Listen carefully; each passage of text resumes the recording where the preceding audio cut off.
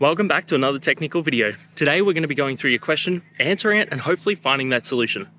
Guys, remember to stay just a little bit crazy like me, and hopefully you get to that resolution. Now, let's continue on to the video.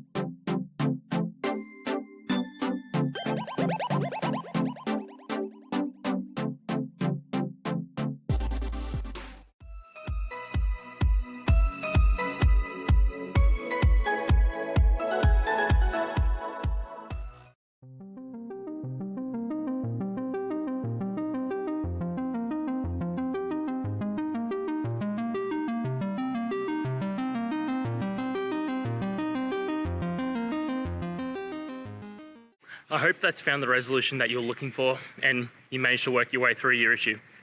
Please, if it did help, hit subscribe. I'd really appreciate it. And until the next technical time you need help, have a good one.